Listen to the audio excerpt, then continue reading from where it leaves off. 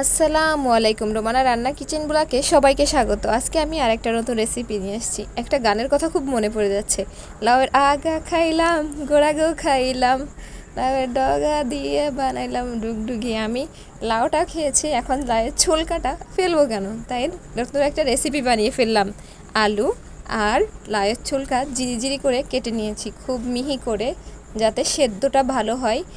এই যে অনেক মিহি মিহি করে কেটে নিয়েছি। এখানে নিয়ে নিয়েছি পেঁয়াজ, কাঁচামরিচ, মরিচ কড়াইতে দিয়ে দিচ্ছি। কড়াইতে তেল দিয়েছি, পেঁয়াজ দিয়েছি, দিয়ে একটু শুকনো মরিচ ফালি ফালি করে দিয়ে দিয়েছি, বা একটু ভেজে নিব যাতে একটু ঘ্রাণ আসে। দিয়ে ভালো করে একটু ভেজে নিব।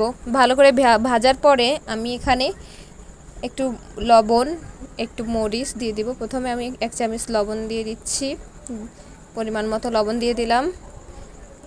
তারপর একটু ভেজে নিব, একটু নাড়াচাড়া দিয়ে ভালো করে একটু ভেজে নিব যাতে মশলাটা ভালো ভাজা হয়। পেঁয়াজ, শুকনো মরিচ ভালো করে ভাজা হলে আমি এই যে এখানে আরেকটু মশলা দিব, সেটা হচ্ছে হলুদ দিয়ে 1 চামচ হলুদ দিয়ে দিলাম।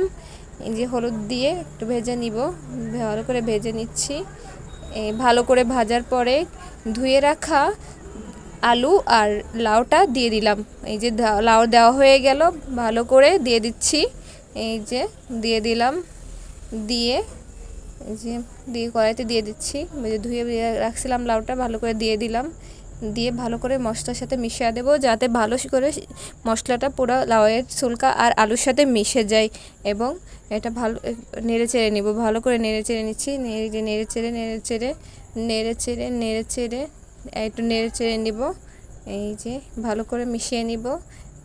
এটা আমি কোনো পানি দিব না, তেলের উপরেই ভাজা হবে, এজন্য পরিমাণে আমি একটু তেল বেশি দিয়ে দিয়েছি। এখানে পরিমাণে তেল বেশি দেওয়া আছে, দিয়ে দিলাম। আমি এখন একটা ঢাকনা দিয়ে এটাকে ঢেকে দিব, যাতে এই সিদ্ধ হয়। যে ঢাকনা দিয়ে ঢেকে দিলাম, এই যে দিয়ে 15 মিনিট পরে উঠাইছি, এই যে সেদ্ধ হয়ে গেছে।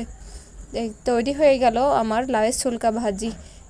তোমরা যারা লাউ খাও তারা লাউয়ের ছোলকাটা না ফেলে জালি লাউটার ছোলকাটা নিয়ে ভাজি করতে পারো, খেতেও মজা। সেদ্ধ হয়ে গেছে, খেতেও মজা হয়েছে।